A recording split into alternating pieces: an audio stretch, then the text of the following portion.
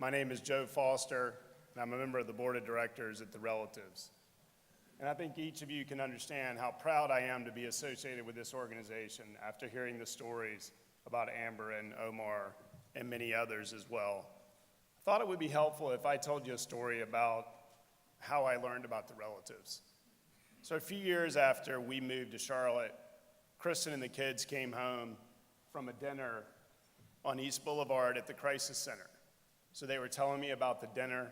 They were talking about the interactions with the kids.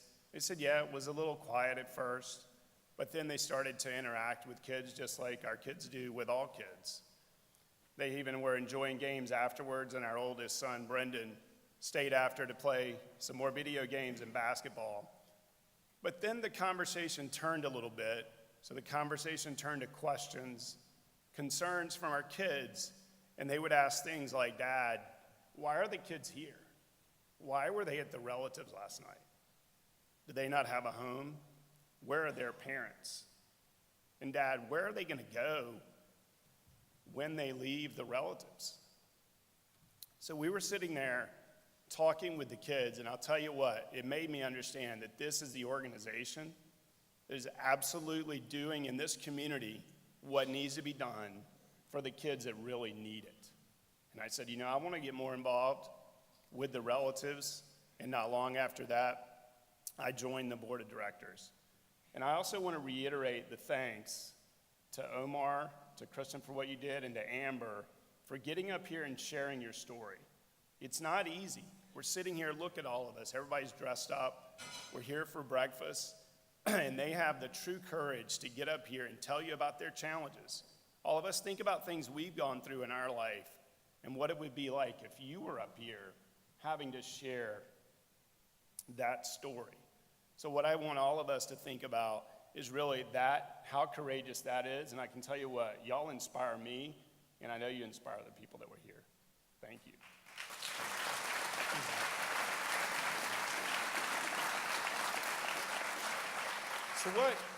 So what really I'm here for today is to talk to all of you about what can we do as a group in order to make sure that The Relatives continues to serve the kids in our community just like they receive the help. So we need your help. And so I'm here to ask for your financial support today. And what's also cool is we have a matching gift that's been established by the Leon Levine Foundation, which was founded by Sandra and Leon Levine, to match dollar for every new or increased gift up to $35,000. So we're extremely grateful for this matching gift. Also, I wanted to tell you that as of today, The Relatives has already raised approximately $135,000 from gifts from board members, corporations, and foundations. And I hope that each of you will consider joining me in the Multi-Year Giving Society, because that really is what enables The Relatives to be a sustainable organization. So now I'll ask that each of the table captains do me a favor and distribute the pledge forms. Top of the page, you'll see the Multi-Year Giving Society. And the first level is the Circle of Hope. So for just $1,000 for each of the next 5 years, or an average of $83 a month, you can provide a gift of hope to the children at The Relatives through programs such as parenting classes. Next, you'll see the Circle of Life. So this is a commitment of $10,000 per year for the next 5 years. And this level of support will allow The Relatives to provide support typically provided by parents to teenagers. Basic services such as housing, food, security, as well as job training and other services that will allow for independent futures. And finally, there's a Circle of Trust. It's a commitment of $25,000 for 5 years.